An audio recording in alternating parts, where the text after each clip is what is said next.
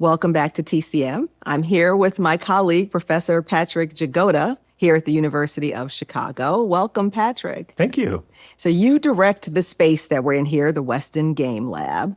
And I wonder if you could talk a bit about some of the relationships between games and movies. We're watching films that have themes of games, but there are lots of ways to think about the relation between cinema and games. I mean, so much has happened in the last few years, especially with video games and films, right? Like video games are a visual form of storytelling. They have deep narratives. You have video games like God of War, Red Dead Redemption, Uncharted, huge games that are described as cinematic, that have cutscenes, that feel like interactive films. And so the similarities have grown over time. I think Spike Lee also designed a game at one point that involved Nikes or Air Jordans, that there are also directors who get involved, people we think of as film directors who get involved in creating narratives for games. Yes, absolutely. Yeah. Well, the film that we're about to watch, The Cincinnati Kid from 1965, is probably the most game-focused of the films that we're watching as a part of this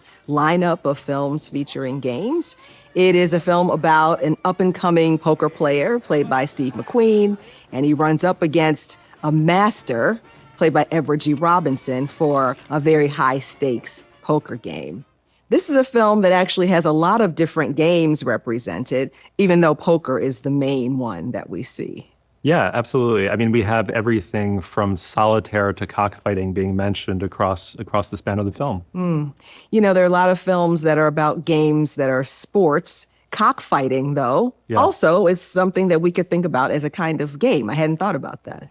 Yeah, it's actually like a huge case in play studies. And so the anthropologist Clifford Geertz had this idea of deep play.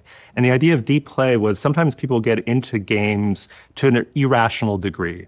So Balinese cockfighting is an example of this, where people would bring their roosters and almost always lose. They would lose financially, they would lose prestige, and yet they did it because that game was a part of the story that they told themselves about themselves. It's interesting to think about how games and the ability to play games well can be such a huge component of how you think about yourself as a winner or a loser. It's so emotional, right? I mean, the idea even of being a sore loser or an appropriate winner. Yes, absolutely. Well, we're going to watch the film, and then you'll be back to talk with us about it. Thank you so much, Patrick. Thank you. Let's take a look from 1965. Here's Steve McQueen and Edward G. Robinson in The Cincinnati Kid. Back with me to discuss The Cincinnati Kid is my colleague, Professor Patrick Jagoda. So, Patrick, the way that poker is represented in this film, it's like the Olympic Games. I mean, there is so much intensity and skill involved, skills that we can't even really see, actually. Yeah, I mean, poker is very different from a lot of games because the best hand doesn't always win, as we know, right? You seem to have a better hand than I do over here, but bluffing enters into this, Yes. right? And so the control of your face and your emotions becomes so critical to winning a hand. So this makes it incredibly different from other games. Yeah, not having a tell, I guess, is what that is called. So it always surprises me at the end of this film when Edward G. Robinson wins because he actually has the better hand. Yeah. So what is it that's being played there? I guess it's the Cincinnati Kid's ability to read whether or not he's bluffing, right?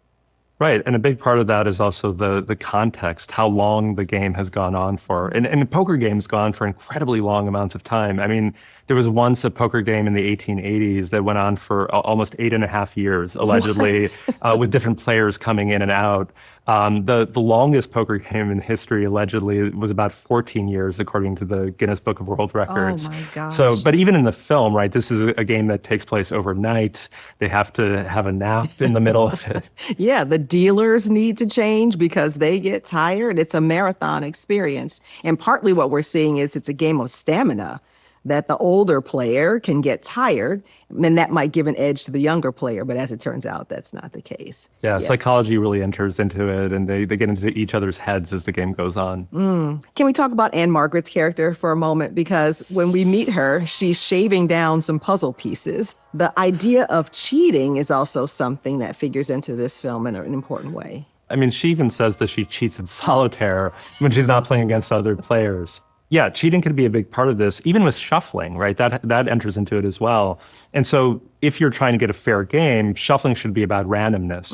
But in many cases, if you're a magician or if you're trying to win a game unfairly, shuffling can also be about the exact control of getting a card exactly where you want it to go. Yes. Carl Malden's character Shooter says something like, well, I can get you the cards. You know what a great technician I am. So that ability, all the attention to the shuffling and the dealing, the materiality of the cards, there's a real sleight of hand that becomes possible. Yeah, I mean, a deck can be like an instrument in many ways. Magicians in particular practice this for years and years and years to get specific techniques and styles too. There's a flair to it. Well, thank you so much, Patrick, for talking about this film and for hosting us here at the Weston Game Lab at the University of Chicago. Of course, it's great to have you here. Well, stay right here because coming up next, we have a film featuring Albert Finney as a bingo caller who fantasizes about being a gumshoe.